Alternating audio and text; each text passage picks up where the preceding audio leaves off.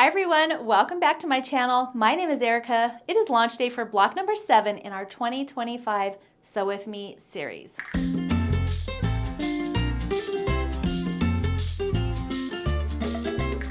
I can't believe we're already on block number 7. This sew along is going by so fast, and I hope you are all having fun and enjoying it. Let's go ahead and take a look at today's block. This is block number 7. This is sort of a woven look. It's a little bit of an optical illusion. It's really easy and fun to put together. Let's go ahead and get started with today's video. Okay, let's do a quick recap. Our recaps are getting more fun. I think I love seeing all these blocks. So block number 1, block number 2 for our ribbon. And then on that same week, we did our backing block. Block number 3, block number 4, block number 5. And our last one that we have so far is block number 6. This one was a lot of fun and very unique, I think. I hope you've enjoyed the blocks so far. Let's go ahead and dive into today's video. We're going to be making block number 7. So here are our pieces all labeled and ready to go. We're going to go ahead and start off by making our star points. So we're going to take an F rectangle and a D square. On the wrong side of the D square, we're going to draw a line from corner to corner, a diagonal line, and then we're going to place that on the top end of that F rectangle. You're also going to repeat this with the red H rectangles. We're going to sew from corner to corner along the diagonal line, trim 1/4 inch away, and then press that open to snowball that corner. You can press towards the dark on this one, or you can just press that little flip up. These seams don't have to line up with anything, so it actually doesn't matter which way you press. And so you're going to make 2 greens, and then you're going to repeat that with the D and H to make 2 reds. My patterns always have trimming information, but if your patterns don't, whenever you stitch and flip a corner like this, your ending piece should be the exact same size as your starting piece. So this particular one is 2.5 by 5.5, and it looks like I did a pretty good job, but I'll still just trim it off just to make sure. And then now we can move on to our next steps. We can set those aside. The next piece we're going to work on are our C and E pieces, and we're just going to sew those. Okay, so we're just going to flip that right side down and sew 1/4 inch. I'm going to set that seam, and for these I'm just pressing towards the dark. So just like the other one, you're going to want to make 2 of the greens, and then you're going to repeat that with C and G to make 2 reds. And now we just need to assemble our block. So I'm just going to follow my pattern layout. So we're going to have a red horizontally, and then we're going to have our dark green. We're going to sew these 2 units together. My next unit is the light green with the same red. So you're going to want to make sure when you're putting these together that these 2 are going across the same way. My next one is going to be like this. And then my last one is going to go this way. And the only thing that I did on this one is that I have a directional print right here. So I just made sure that all my houses were facing up. So I'm going to go ahead and sew each of the corner units together, and then we'll come back and assemble the block. These don't really matter which way you press. I'm going to press towards the straight seam because I always feel like there's less bulk.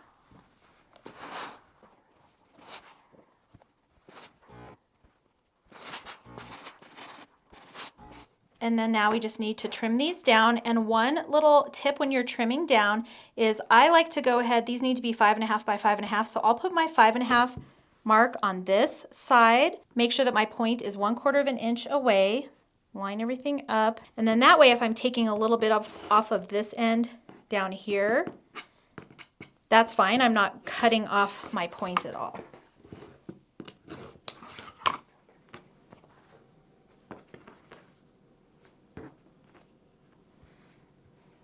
All right, so I've trimmed them all down, and now we just need to sew the top and bottom rows together, and then we'll come back and sew those rows together. To press this block, I'm just going to press in opposite directions, and I'm pressing again towards the straight seams, not the diagonal seams. Make sure everything looks like it's lining up like it's supposed to, and then we can just pin this intersection in the center so that those seams nest. You can also throw a pin on the ends. and then sew across this center seam using a 1/4 inch seam allowance.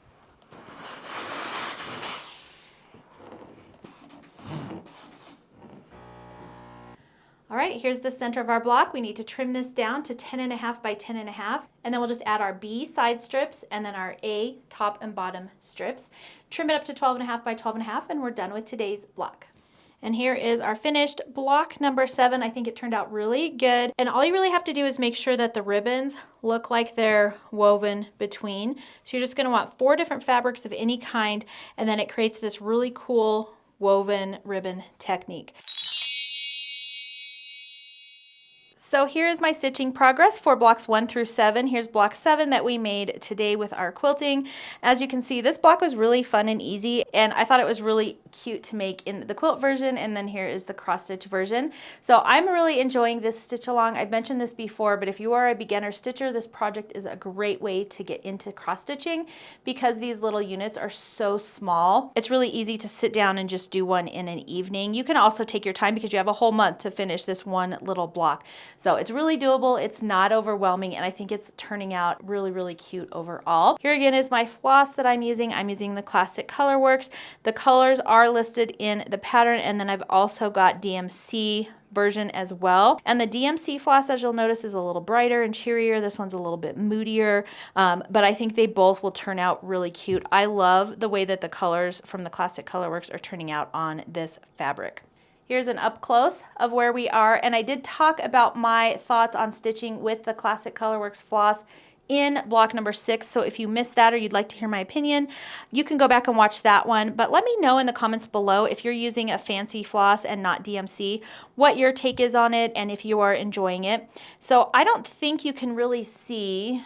Let's zoom in more. I don't know if you can really see through the camera, but there is a little bit of variegation popping up on here from the pink. This is the color I've noticed it most in. There's a little bit in this lighter green, but for the most part, these colors are pretty solid. It's just that pink that really is showing up a little bit lighter and whiter in areas, and then pink, and then a little whiter, and a little more pink, and then now down here in this corner, we got a little bit lighter as well. And then here's the other blocks, and you can kind of see that even in this one right here. This corner is a little bit lighter, this corner is a little bit lighter, and you can tell that pink fades just a little bit. But overall, I'm happy with the color choices that I had for this. I think it's going to be really cute when finished. And I did ask in last month's video to leave comments below on how you think you might be finishing off this cross stitch piece. I'd love to hear some of your ideas as well. I'm currently in the process of trying to think about different ideas of how I can finish this as well. I might end up just going with the standard sticky board, you know, a couple layers of sticky board and a cute frame or something. I don't know. I haven't decided yet, but this is going to be really cute when we're all done. That's it for block number 7. I hope you enjoyed it and had fun making this cute block. As always, if you've missed any of the previous videos, make sure to head back and watch those so that you can make this entire quilt with us together. Don't forget to join the Sew With Me group on Facebook as well. We're all sharing our progress there, and you can get the free PDF download for today's block below this video. There's also a link to my blog post with all of the information you need for this year's sew along. That's going to be it for today's video. If you have any comments or questions, make sure to leave those below. I'd love to hear what colors you're doing and if you're enjoying this year's sew along. Thanks for joining me today, and I will see you next month for block number 8.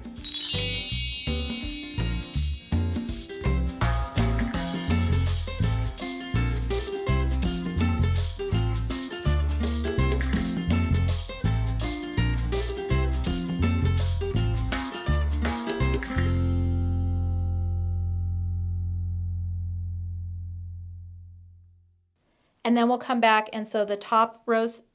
Then we'll come back and sew the rows together, and then, is that what we're on? 1, 2, 3, 4, 5, 6, 7, 8. Yeah. Don't leave any bad comments though, because nobody likes that.